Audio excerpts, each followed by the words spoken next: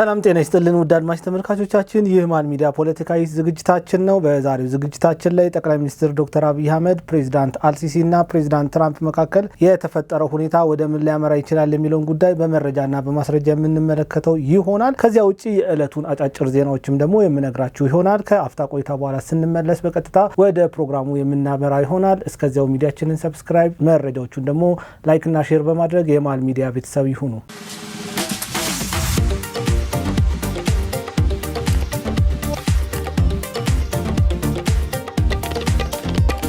ተመልሻለሁ ውድ አድማጭ ተመልካቾቼ ወደ አጀንዳዬ ሳልፍ ትራምፕ አብይን አሞገሰ፣ ትራምፕ አብይን ሰደበ ብለን እርስ በርሳችን የምንባላ ሰዎች ማቆም መቻል አለብን። እኛ እርስ በርሳችን እየተባላን እኮ በእጃችን ያለው እውነት ሊያመልጠን ነው። አምልጦናል። ለዘመናት ያመለጠን ለዓለም የምናሳየው በዚህ ጉዳይ ላይ ነው መጨቃጨቅ ያለብን፣ መስማማትም መነጋገርም ያለብን። ናይል ሲባል እኮ ሁሉም ዓለም ግብፅን እንጂ ኢትዮጵያን አያውቅም።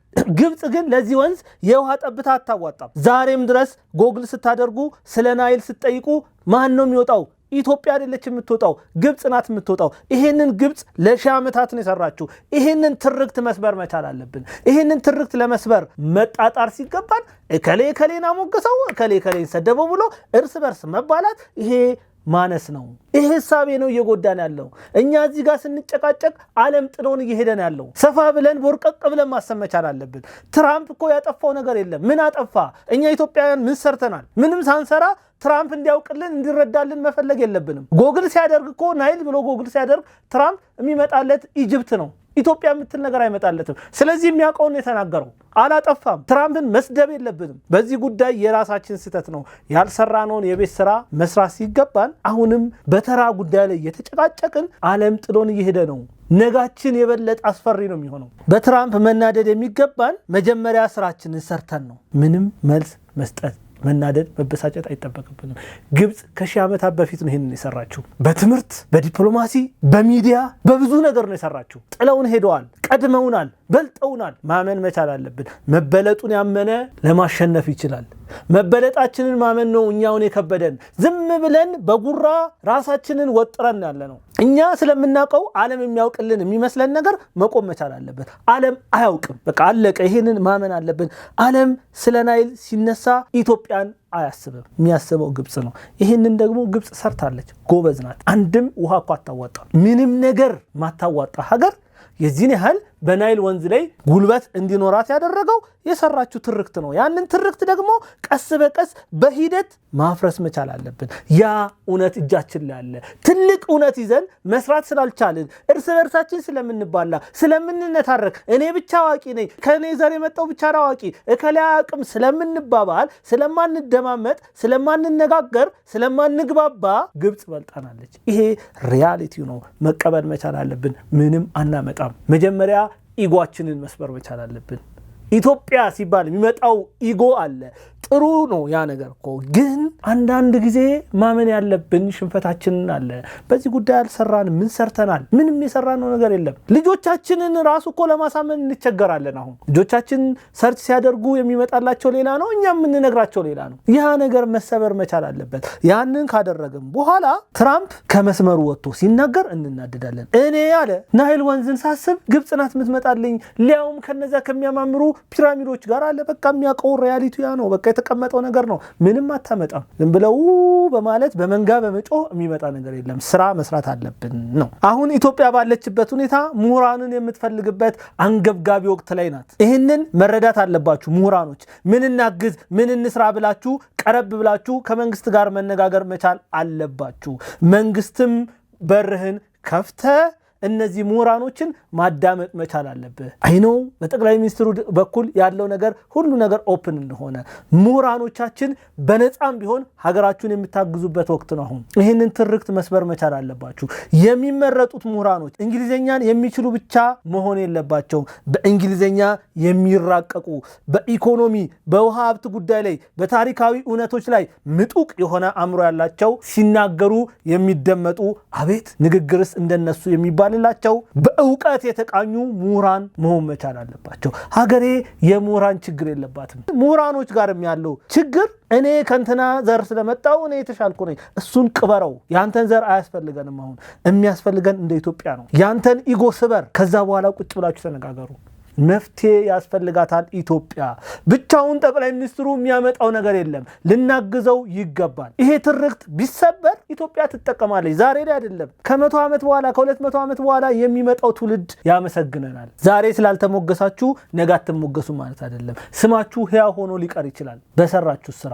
ያንን አስባችሁ ፕሮፐርሊ ለሀገራችሁ በነፃም ቢሆን ጉልበታችሁን ዕውቀታችሁን መስዋዕት ማድረግ ይገባችኋል። አሁን ኢትዮጵያ ያንን የምትፈልግበት ወቅት ነው። በአረብኛ ቋንቋ የሚናገሩ ሳይሆን ቅኔ መዝረፍ የሚችሉ በአባይ ጉዳይ ላይ በቂ ዕውቀት ያላቸው የአረቡን ዓለም ታሪክ የኢትዮጵያንና የግብፅ የሺህ ዓመታት ታሪኮችን በደንብ የሚረዱ መረዳት ብቻ አይደለም ማስረዳት የሚችሉ ማሳመን የሚችሉ የተካኑ የግብፅን የውሸት ትርክት መለወጥ የሚችሉ ምሁራን ኢትዮጵያ ያስፈልጋታል። አለ ኢትዮጵያን የምሁራን ችግር ኖሯት አያውቅም። በደንብ ኢጓችሁን ሰብራችሁ ጎንበስ ብላችሁ ኢትዮጵያን ቀና ማድረግ ይጠበቅባችኋል። በዚህ ጉዳይ ላይ ነው መጨነቅ ያለብን እንጂ ትራምፕ አብይን አደነቀ፣ ትራምፕ አብይን ሰደበ፣ ያ ተራ ነው። ሀገርን ቁማራ ሲዘን መጨቃጨቁ አያስፈልግም። የትራምፕን ንግግር ከብዙ አንግል ማየት መቻል አለባችሁ። ዝም ብላችሁ በቃ እንደው ስለምትወዱ ሙጥኝ ብሎ የሆነ ጫፍ ይዞ እንትን ማለት አያስፈልግም። እኔ ንግግሩን ከአራት ነገሮች አንጻር ማየት መቻል አለብን። የመጀመሪያው ከቅናት ተነስቶ ሊሆን ይችላል እንዲህ አይነት ንግግር የተደረገው። ምክንያቱም በተደጋጋሚ ስለ 2019 የኖቤል የሰላም ሽልማት ያነሳል ይሄ ትራምፕ የተባለ ሰውዬ። ይሄ ሽልማት ለኔ ነው የሚገባው፣ ለጠቅላይ ሚኒስትር ዶክተር አብይ አህመድ መሰጠት የለበትም እያለ አፉ ሞልቶ ነው የሚናገረው። መበለጡ አበሳይቶታል። እስቲል ከውስጡ እንዳልወጣ ያስታውቃል። ከፍተኛ ንቀት አለበት በኢትዮጵያዊ መበለጡን ማመን ከብዶት ኖቤሉን ጠቅላይ ሚኒስትር ዶክተር አብይ አህመድ የተሰጠው ሳይሆን ከትራምፕ እጅ የነጠቀው የቀማው የሰረቀበት እስኪመስለው ድረስ ነው የሚናገረው። ይሄ ቅናት አለበት፣ ይሄ ንዴት አለበት፣ ይሄ ብስጭት አለበት። ከዚህ በመነሳት ጠቅላይ ሚኒስትር ዶክተር አብይ አህመድ ሊሰድብ ሊያንቋሽሽ ይችላል። እኛ ኢትዮጵያውያን ሽንፈትን የማንወድነን ከጥንት ጀምሮ ለጠላቶቻችን እጅ ሰተን አናቅም። ተርበን ሊሆን ይችላል፣ ተጠምተን ሊሆን ይችላል፣ ለምነን ሊሆን ይችላል፣ ግን ተሸንፈን አናቅም። ይህ የኛ የኢትዮጵያውያን ትልቅ ኩራት የሆነ ታሪክ ነው። ይህንን ታሪካችንን እናስቀጥላለን። ጀግንነታችን ወደር የለውም። በየዋህነታችን ግን ብዙ ነገሮችን አተናል። ይህንን የዋህነታችንን ማቆም መቻል አለብን። በዚህ የዋህነታችን የተነሳ ጠቅላይ ሚኒስትር ዶክተር አብይ አህመድን እንዳናጣው ቆም ብለን ማሰብ መቻል አለብን። የፈለገ ይሁን ላንወደው እንችላለን አብይን፣ በሀገር ጉዳይ ግን ከአብይ ጎን መቆም አስፈላጊ ነው። ሁለተኛ ትራምፕ የተናገረበት ንግግር ካለማወቅ የመነጨ ሊሆን ይችላል። ናይል ስለሚባለው ወንዝ አፈጣጠር ዕውቀት የለውም። 86% ኢትዮጵያ ውሃ ታዋጣ አታዋጣ የሚያውቀው ነገር የለም። ስለዚህ ከዚህ በመነሳት ለግብፅ ያዳላ ንግግር ሊናገር ይችላል። ሰው ነው፣ ሌላ ፊሊንግም ሊኖረው ይችላል። እያወቀም እየዋሸም ሊሆን ይችላል። ከዚህ ውጭ ግን ግድቡን በተመለከተ እኛንን የሰራ ነው የሚል ንግግር በተደጋጋሚ ይናገራል። እንደሚመስለኝ ይህንን ንግግር የሚናገርበት ዋነኛው ምክንያት እነሱ ይረዱናል። በብዙ አይነት መንገድ ነው የሚረዱን። ገንዘብ ይሰጡናል። በሰጡን ገንዘብ ይሄንን ግድብ የሰራን ነው የሚመስለው። ለማኝ መሆን ይሄ ነው ችግሩ። ለማኝነታችንን ማቆም መቻል አለብን። ያ እንዲሆን ዛሬ ላይ መስራት አለብን። ነገ ልጆቻችን ከነገ ወዲያ ልጆቻችን የልጅ ልጆቻችን የማይለምኑባት የማያፍሩባት ኢትዮጵያ ልትኖረን ይገባል። አውቃለሁ፣ ይገባኛል። ይሄ ግድብ እኛ ኢትዮጵያውያን ከእያንዳንዳችን ኪስ በወጣ ገንዘብ እንደተሰራ እኔ አውቃለሁ። ትራምፕ ላያውቅ ይችላል። ቢያውቅም ማወቅ ላይ ፈልግ ይችላል። ስለረዳን ስለሰጡን ለማኝ ስለሆነን ማለት ነው። ተነስተን ይህንን ትርክት እስካልሰበርን፣ ተነስተን ይህንን ታሪካችንን እስካላጠፋን ድረስ ሁልጊዜም የሰው መሳለቂያ እንደሆንን ነው የሚቀረው። የላብ ጠብታ፣ የደም ጠብታ፣ የእውቀት ጠብታ፣ የብቃት ጠብታ ወጥቶበት የተሰራ ግድብ ነው። ይሄንን እኔ አውቃለሁ፣ እኛ ኢትዮጵያውያን እናውቃለን። ትራምፕ አያውቅም። በመውደቅ በመነሳታችን ውስጥ በከፍታችን በዝቅታችን ኢቭን ኢፍ በስብራታችን ሁሉ ሳይቀር ህይወታችንን ገብረን ያቆምነው ግድብ ነው። ይሄ ግድብ ተራ ግድብ አይደለም። ሁሉም ኢትዮጵያውያን ከ10 ብር ጀምሮ እስከ ሚሊዮን ብር አዋጥቶ የገነባው ግድብ ነው። ያውቃለሁ። ይሄ ለኔ ይገባኛል፣ ለትራምፕ ግን አይገባውም። ይሄ ግድብ ዝም ብሎ ግድብ ብቻ አይደለም፣ ዝም ብሎ የኮንክሪት ክምር ብቻ አይደለም። ብዙ ተስፋችንን የሰጠንበት፣ ብዙ ህይወታችንን የገበር፣ ብዙ ነገሮቻችን በዛ ግድብ ላይ ያለ ነው። ይሄ ለኔ ይገባኛል፣ ይሄ ለኢትዮጵያውያን ይገባል፣ ለትራምፕ ግን አይገባውም። ስለዚህ እኛ ነን የሰራ ነው ቢል ለማኝ ስለሆንን ነው።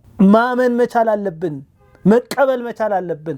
ከዚህ ታሪካችን እስካልወጣን ድረስ፣ ከዚህ ማንነታችን እስካልተሻገርን ድረስ ዘላለማችን እነሱ ሲስቁልን የምንስቅ፣ እነሱ ሲያኮርፉን የምንጨነቅ ሆነን ነው የምንቀረው። ለዚህ ነው እኮ ጠቅላይ ሚኒስትር ዶክተር አብይ አህመድን ማገዝ ያስፈልገው። አውቃለሁ፣ ለእኔ ይገባኛል። የህዳሴው ግድብ የአንድነታችንን ማህተብ ያሰርንበት ነው። እርስ በርሳችን በፍቅር የተጋመድንበት ነው። ልዩነታችንን የረሳንበት ነው። በአንድ አይነት ህብረ ዜማ ያዜምንበት ነው። በአንድ አይነት ቀለም የደመቅንበት ነው። ይሄ ግድብ ብቻ አይደለም፣ ብዙ ነገሮቻችን ነው። አውቃለሁ፣ ይሄ ለኔ ነው። ለትራምፕ ግን አይደለም። ይሄ ግድብ ተራ ኮንክሪት አይደለም፣ ድንጋይ አይደለም። የኢትዮጵያውያኖች የመዋሃድ ምስጢርን የገለጠ ግድብ ነው። መነሻውን ከጎጃም አድርጎ በኦሮሚያ አልፎ በቤኒሻንጉል አልፎ መላው ኢትዮጵያን ያስተሳሰረ ትልቅ ግድብ ነው። ይሄ ግድብ ለኔ ለኢትዮጵያውያን ምንነቱ ይገባናል። ለትራምፕ አይገባውም። በግድ ይግባ ማለት አይገባንም። በግድ ተረዳን ማለት አይገባንም። እኛ ማድረግ ያለብን እሱ እውነቱን አይቀበል። እንዳይረዱን በራሳችን ከቆምን እኮ በቃ በራሳችን ገንዘብ እንደተሰራ ይገባዋል። ዛሬ ተነስተ በራሴ ነው የሰራሁት አልገባውም። በቃ ካልገባው አልገባም ነው። በዚህ አይነት ነገር ውስጥ አይደለም ማተኮር ያለብን። ለሱ ምላሽ እየሰጠን ሳይሆን ስራ እየሰራን ነው መሄድ ያለብን። የሚያዋጣው እሱ ነው፣ የሚጠቅመው እሱ ነው። ኢትዮጵያን የሚያሻግረው ያ ነው። ስራ ነው የሚያሻግረው። እኛ ኢትዮጵያውያን እንዴት በልተን እንደምናድሩላ ታምር ይሆንብኛል። የዛሬ 3000 እና 4000 ዓመትም በበሬ ነው የሚታረሰው፣ ዛሬም በበሬ ነው የሚታረሰው እኮ። እኛ ለውጥ አላመጣንም። መጀመሪያ ለውጥ እናምጣ። ለውጥ እንዲመጣ ደግሞ መሪዎቻችንን እናግዝ። ቪዥን ሲኖራቸው ቪዥናቸውን እንከተል። ቢያንስ እንቅፋት አንሁን። ከቻልን እናግዝ፣ ካልቻልን ደግሞ ራቅ ብሎ ነገሮችን ማየት አስፈላጊ ነው። ሌላ ትራምፕ እጅ ከመጠምዘዝ አንፃር ይህንን ንግግር ሊናገር ይችላል። ኢትዮጵያ በጋዛ ለሚሰፍረው ጦር ወታደር እንድታዋጣ በትራምፕ ተጠይቋል። ይሄ ምድር ላይ ያለ ሀቅ ነው። ኢትዮጵያ እስካሁን ምንም አይነት ምላሽ አልሰጠችም። ስለዚህ ጋዛ ላይ ከፍተኛ ፍላጎት አለው ትራምፕ። ያንን ማድረግ ይፈልጋል። ያንን ደግሞ ለማድረግ ኢትዮጵያ ተጠየቀችውን ጥያቄ በግድ እንድትመልስ በአባይ ወንዝ ሊመጣባት ይችላል። ገና በብዙ ነገር ሊመጣበት ይችላል። ሳትወድ በግድ እጇ ተጠምዝዞ እንድትቀበል ሊደረግ ይችላል። ከዚህ አንጻርም ተናግሮት ሊሆን ይችላል። በዚህ ጉዳይ ላይ ፋሲል የኔዓለም ከጠቅላይ ሚኒስትር ዶክተር አብይ አህመድ ጋር መቆሙን የሚገልጽ ፖስቷ ይቻለሁ። በአባይ ጉዳይ ትራምፕ ይላል የጦጣ ዳኛ ሆኖ ቀርቧል። በመጀመሪያ አንድ ሰው ለሽምግልና የሚነሳው በጉዳዩ ላይ አቋም ይዞ አይደለም።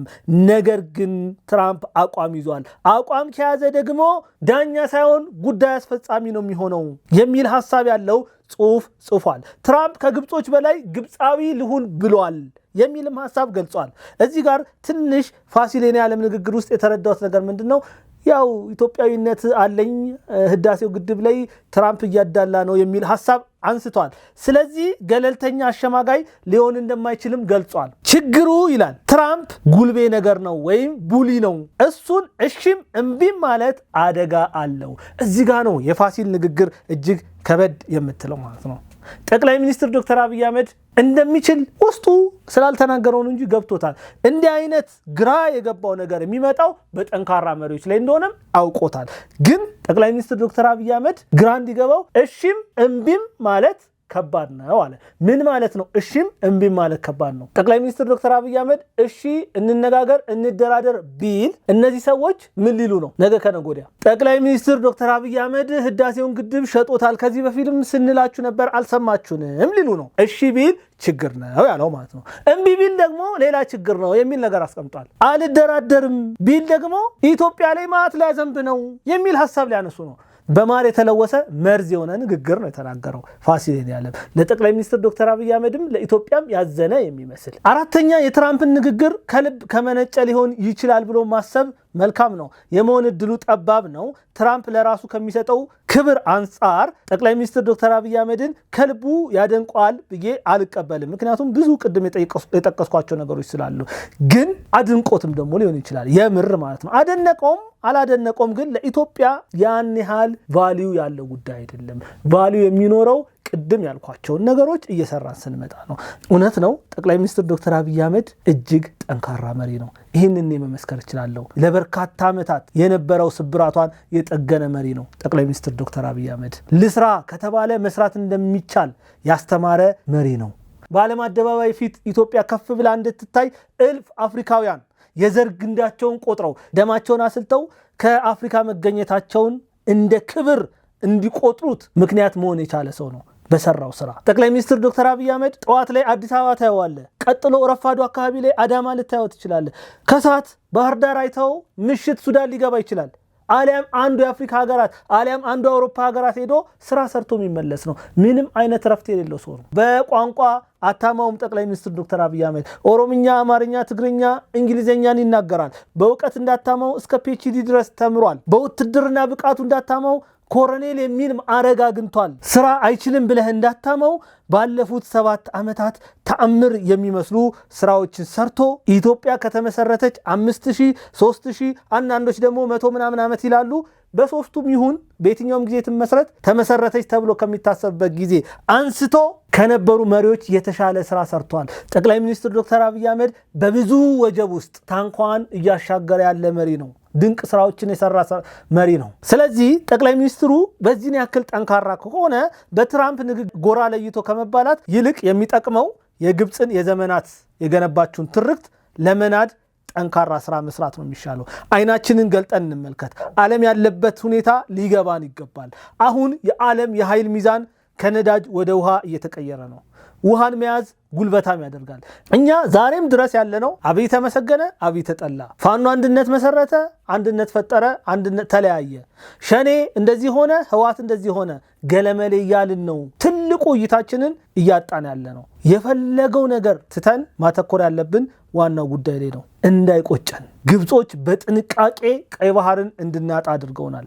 አሁን ደግሞ የአባይን ውሃ ሊያሳጡን ጥረት እያደረጉ ነው። አብይን ላንወደው ላይመቸን ይችላል። ይሄ ኖርማል ነው። የሰው ልጆች ነን። በብዙ ምክንያት ሰዎችን እንወዳለን፣ በብዙ ምክንያት ሰዎችን እንጠላለን። ያለ ምክንያት ሰዎችን እንወዳለን፣ ያለ ምክንያት እንጠላለን። ስለዚህ ሰው እስከሆንን ድረስ ይሄ አይነት ስሜት ሊፈራረቅብን ይችላል።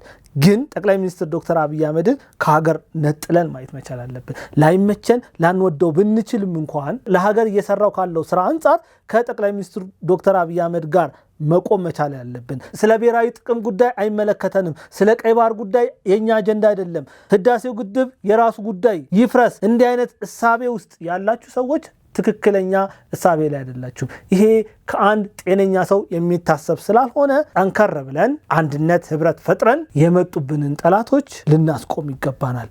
የግብፅን ትርክት በእኛ እውነት መሻር ይገባናል። ተመልሻለሁ። ውድ አድማጭ ተመልካቾቼ ወደ አጀንዳዬ ሳልፍ ኢትዮጵያ እንዳለፉት 7 ዓመታት በብዙ ነገሮች ተንጣ አታውቅም። በሀገር ውስጥና በውጭ ኃይሎች በብዙ ውጣ ውረድ ውስጥ ገብታ ቆይታለች። ከሀገር ውስጥ ህወሓት፣ ሸኔና ፋኖ ቀንደኛ ጠላት ሆነው የኢትዮጵያ መንግስት እንዳይረጋጋ ሲያደርጉ ቆይተዋል። ከውጭ ደግሞ ግብፅና ኤርትራ በዋናነት የፈተና ምንጭ ሆነው የቆዩ ሲሆን እንደ ሁኔታው ሱዳን፣ ሶማሊያና ጅቡቲ ሌላ ተጨማሪ ችግር በኢትዮጵያ ላይ ሲደቅኑ ቆይተዋል። አሁን ደግሞ የአሜሪካ መንግስት ላደራድር በሚል ሰበብ በግልጽ ለግብፅ ያደላ ተግባርን ለመፈጸም እየተጣጣረ ይገኛል። እነዚህ ሁሉ ውጣ ውረዶች ለምን በጠቅላይ ሚኒስትር ዶክተር አብይ አህመድ መንግስት ላይ መጡ ብለን መጠየቅ አለብን። ስንጠይቅ 2 ነገሮች እናገኛለን። የመጀመሪያው ከባንዳዎች የሚመጣ መልስ ሲሆን እነዚህ ባንዳዎች የሚሰጡት መልስ ጠቅላይ ሚኒስትር ዶክተር አብይ አህመድ ሀገርን መምራት አልቻለም፣ ሀገርን እየመራ አይደለም የሚል ዲስኩርስ ሲነፉ ትሰማቸዋላችሁ።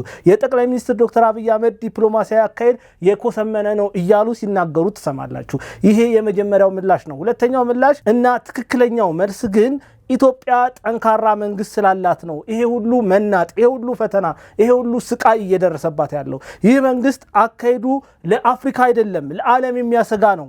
ጠቅላይ ሚኒስትር ዶክተር አብይ አህመድ ስለ ኢትዮጵያ አንድነት ብቻ አይደለም የሚጨነቀው። አፍሪካን በኢኮኖሚ በማህበራዊ ጉዳይና በፖለቲካዊ ጉዳዮች ላይ አንድ ማድረግ ማስተሳሰር ይፈልጋል። ይሄ ነገር ለጠላቶች ምቹ አይደለም፣ ደስታን አይሰጥም፣ እረፍትን አይሰጥም። ስለዚህ ጠቅላይ ሚኒስትር ዶክተር አብይ አህመድ እንዳልቻለ ለማሳወቅ የተለያዩ ጥረቶች ይደረጋሉ። ይሄ ሁሉ ፈተና በጠቅላይ ሚኒስትር ዶክተር አብይ አህመድ ላይ ለምን መጣ ብለን ከጠየቅን ጠቅላይ ሚኒስትር ዶክተር አብይ አህመድ አካሄዱ እጅግ ጠንካራ ስለሆነ ሀገርን የሚገነባ ስለሆነ ኢትዮጵያን የሚወድ ስለሆነ ኢትዮጵያን የሚያሻግር ስለሆነ የኢትዮጵያ ጠላቶች ሁልጊዜም ከዚህ ጠቅላይ ሚኒስትር ጀርባ ሆነው ጠቅላይ ሚኒስትሩን ሲወጉት ታዩታላችሁ። አካሄዱ ትክክለኛ ስለሆነ ነው ይሄ ሁሉ ፈተና፣ ይሄ ሁሉ መከራ፣ ይሄ ሁሉ ስቃይ እየመጣበት ያለው በጠቅላይ ሚኒስትር ዶክተር አብይ አህመድ ላይ። ጠቅላይ ሚኒስትር ዶክተር አብይ አህመድ አፍሪካ በአንድ አይነት ርዕዮተ ዓለም በአንድ አይነት እሳቤ የጋራ ብልጽግና የጋራ እሴት እንዲፈጠር ይፈልጋል። ጠቅላይ ሚኒስትሩ አፍሪካ ብቻ አይደለም እንዲህ እንድትሆን የሚፈልገው በመደመር እሳቤ ከኢትዮጵያ ተነስቶ ህንድ ውቅያኖስን ተሻግሮ ኢሲያኮ ገብቷል። በህንድና በፓኪስታን ዩኒቨርሲቲ ውስጥ እንደ አንድ የፖለቲካ ርዕዮት እየተሰጠ ይገኛል። በቻይና፣ በባንግላዴሽ፣ በማሌዥያ፣ በሲንጋፖር ተዳርሷል። ስለዚህ ጠላቶች የጠቅላይ ሚኒስትሩን ህልም ራዕይ ማጨናገፍ ይፈልጋሉ። ኢትዮጵያ የተሻለች እንድትሆን አይፈልጉም። በዚህ ምክንያት ብዙ ፈተናዎች፣ ብዙ መከራዎች፣ ብዙ ስቃዮች እየደረሱበት ነው። እያንዳንዱ የፈተና ምንጩ የጠቅላይ ሚኒስትሩ ጥንካሬ ነው። ጠንካራ ስለሆነ አብዝቶ ስለሚሰራ ኢትዮጵያ ማሻገር ስለሚፈልግ ነው እያንዳንዱ መከራና ስቃይ ከጀርባ እየወጋ ያለው እንጂ ልክ ጠላቶች እንደሚሉ የኮሰመነ ዲፕሎማሲያዊ አካሄድ እየሄደ ቢሆን ኑሮ እነዚህ ሀገራት በጠቅላይ ሚኒስትር ዶክተር አብይ አህመድ ላይ አይነሱበትም ነበረ። ኢትዮጵያን በአሁኑ ሰዓት እየመራ ያለው የሀገሩ ባለቤት ነው። 27 ዓመት ሙሉ እኮ ኢትዮጵያ ስትመራ የነበረው ኢትዮጵያውያን ባልሆኑ ለግብጽ በሚሰሩ ባንዳዎች ነው። አሁን ከነፍሱ በላይ ስለ ኢትዮጵያ የሚጸልይ አብዝቶ ኢትዮጵያን ማሻገር የሚፈልግ መሪ ነው በመንበሩ ላይ ያለው። ይሄ ነው ግብጾችን ያበሳጫቸው፣ ሱዳኖችን ያናደዳቸው፣ ኤርትራውያኖችን በጠቅላይ ሚኒስትሩ ላይ አፋቸውን እንዲከፍቱ ያደረገው። 27 ዓመት ሙሉ ሀገራቸው ሆኖ ኢትዮጵያን ሲያስተዳድሩ ነበረ። ዛሬ ያ የለም። ሀገሩን የሚወድ የሀገሩ ባለቤት የሆነ ሰው ነው ሀገሪቷን እየመራ ያለው። ጠቅላይ ሚኒስትር ዶክተር አብይ አህመድ በዚህን ያክል እኮ የተጠላው ሀገሬ መሳቂያ መሳለቂያ አትሆንም ብሎ እንጂ ምንም አናመጣም ነበረ። ግብጽ የምትፈልገውን እሺ ቢል እንደተባለው ህዳሴውን ቢሸጥ አሜሪካን ላደራድር ስትለው ችግር የለብኝም ስልጣኔን አትንኩብኝ እንጂ ሀገሪቷን እንደፈለጋችሁ አድርጉ ቢለን ምንም አናመጣም። ግብጽም ሆነ የሀገር ውስጥ ባንዳዎች አብይን የጠሉት እኮ አብይ ኢትዮጵያን ስለወደደ ስላፈቀረ ስለሰራት ነው። ጠላቶቻችን መቼም ራሳችንን እንድንችል አይፈልጉም። ራሳችንን ችለን በራሳችን እንድንንቀሳቀስ አይፈልጉም። አንገታችን ቀና እንዲል አይፈልጉም። የነሱ ባሪያ ሆነ እንድንቀር ነው የሚፈልጉት። ጠቅላዩ ደግሞ ያያመዋል። ባሪያነትን አይመኝም። ኢትዮጵያ የተሻለች እንድትሆን ነው የሚፈልገው። ያንን ማድረግ ስለሚፈልግ አይወዱትም። እንደተባለው ህዳሴው ተሽጦ ቢሆን ኖሮ ለምን ይጣላሉ? ምክንያቱም ህዳሴው እነሱ ነው የሚያስተዳድሩት። ብዙ ነገር በዚህ ጠቅላይ ሚኒስትር ላይ ተብሏል። ስሙን ለማጥፋት ያልተደረገ ነገር የለም፣ ያልተሞከረ ጥረት የለም። በብዙ መከራ ውስጥ በብዙ ስቃይ ውስጥ እኮ ነው እየሰራ ያለው። ጠቅላይ ሚኒስትሩ ታዛዥ አጎብዳጅ እንደነሱን ጫማ የሚልስ ቢሆን ኖሮ 40 50 60 ዓመት እየገዛን እንኖራለን፣ ምንም አናመጣም። በአፍሪካ አንደኛ ግድብ፣ በአፍሪካ የመጀመሪያ የኤአይ ዩኒቨርሲቲ፣ በአፍሪካ ከደቡብ አፍሪካ ቀጥሎ ኒውክሌር ፕላንት እየገነባ የሚገኝ ጠቅላይ ሚኒስትር ነው። ስለዚህ በዚህ ጠቅላይ ሚኒስትር ግብጽ ደስተኛ ትሆናለች ወይ? አትሆንም እኮ። ለምንድን ነው ይሄንን መረዳት የከበደን? ለምንድን ነው ይሄንን ማየት የከበደን? አእምሯችን ሰፋ ብሎ ማሰብ ለምን አቃተው? በእጃችን ያለ ወርቅ ስለሆነብን ነው። እንደ መዳብ ቆጥረን ነው ያጣነው ቀን ተመልሰን ወደዛኛው ወደ ጨለማው ወደ 27 ዓመቱ የምንመለስ ከሆነ ያ ለግብፃውያን ሰላም ነው፣ ለኢትዮጵያውያን ደግሞ ትልቅ ህመም ነው። ልናግዘው ይገባል፣ ልናበረታታው ይገባል፣ አይዞ ልንለው ይገባል፣ ሀገራችንን ልናይ ይገባል። ለምን ለግብጽ ለምን ለሱዳን መደሰቻ እንሆናለን? ኤርትራውያን ለምን ይስቁብናል? ሂዱ እስቲ እዩ። ኤርትራውያን እኮ በሀገራቸው ጉዳይ ላይ ኢሳያስን ላይወዱት ይችላሉ፣ ላይጥማቸው ይችላል። በ21ኛው መቶ ክፍለ ዘመን ዓለም ላይ የሌለ ሀገር ይዘው እንዴት እንደሚኮሩ በኤርትራዊነታቸው። እኛ እኮ ለምንድን ነው ይሄንን ማድረግ የከበደን? ጠቅላዩ ቢሄድ ሌላ ሰውም ቢመጣ ሁሌ እንዲነን እኛ ህልመኛ መሪዎችን እያጠፋን ነው እዚህ የደረስነው። ከዚህ ሐሳቢያችን መውጣት መቻል አለብን። ጠቅላይ ሚኒስትሩ ለብቻው ለፍቷል፣ ደክሟል። ከዚህ በኋላ ኢትዮጵያ ብትሸነፍ የምትሸነፈው በጠቅላይ ሚኒስትር ዶክተር አብይ አህመድ ስህተት ወይም ጥፋት ሳይሆን በእኛ በህዝቦቿ ነው። ኒውክሌር መገንባት አቁም ያለው ህዳሴውን ከዚህ በኋላ ግብጽ ትቆጣጠረው፣ ማዳበሪያ ፋብሪካ አያስፈልገኝም፣ የተፈጥሮ ጋዙንም ውሰዱት ቢል በ24 ሰዓት ነው የምነግራችሁ። ህወሓት፣ ፋኖ፣ ሸኔ፣ ሌሎችም ታጣቂ ቡድኖች በኢትዮጵያ ውስጥ ያከትምላቸዋል። ከዚህ በኋላ እናንተ የምትሉኝን እሰማለሁ እታዘዛለሁ ቢል ለምን ታጣቂዎቹ ያስፈልጋሉ? አያስፈልጉም። እነሱ የሚፈልጉትን ስራ የሚሰራላቸው ሰው በ4 ኪሎ አስቀምጠዋል ማለት ነው ኢንዳይሬክትሊ። ያ ማለት ህዋቶች 27 ዓመት ሲሰሩ የነበሩትን ስራ እየሰራ ይቀጥላል ማለት ነው። የዚህ አይነት ሜንታሊቲ ስለሌለው ነው። ይሄ ሰው ኢትዮጵያዊ ነው፣ አትፍቆም፣ ከውስጡ አታውጣውም ኢትዮጵያዊነትን። በቃ ኢትዮጵያዊነትን እሱ የሚያውቀው ከእሳት ጋር ተጫውቶ ነው። እሱን የሚገልጸው አንድ ነገር አለ፣ ያ ኢትዮጵያዊነት ነው። ያ ኢትዮጵያዊነት ደም ደግሞ የጀግንነት ደም ነው። ለዛ ነው አልገዛም አልንበረከክም ብሎ ጠንካራ ስራ እየሰራ ያለው። ልንነቃ ይገባል። እንደ ህዝብ ነው መንቃት ያለብን። በሊቢያው መሐመድ ጋዳፊ ላይ የተደረገውን ማስታወስ በቂ ነው። በኢራቅ የሆነውን ጉዳይ ማስታወስ በቂ ነው። በኒኮላስ ማድሮን ላይ የወሰዱትን እርምጃ ማየቱ በቂ ነው። ማድሮንን ሲይዙ ለቬኔዙዌላ አስበው አይደለም። የቬኔዙዌላን ነዳጅ ስለፈለገች ነው። እንደፈለገችም ተቆጣጥረዋለች፣ አድርገዋለች። አሜሪካን ሆነች ግብጽ ለኢትዮጵያ ደንታ የላቸውም። እነሱ የሚፈልጉት ጠቅላይ ሚኒስትር ዶክተር አብይ አህመድን አውርደው ሌላ አሻንጉሊት የሆነ መሪ ማምጣት ነው የሚፈልጉት። ያ ደግሞ ኢትዮጵያን 100 ዓመት ወደ ኋላ ይመልሳታል። አለበለዚያ ደግሞ የጎበዝ አለቃ በየቦታው አስቀምጠው እርስ በርስ እንድንባላ ነው የሚያደርጉን። መበሻሸቁን መተው መቻል አለብን።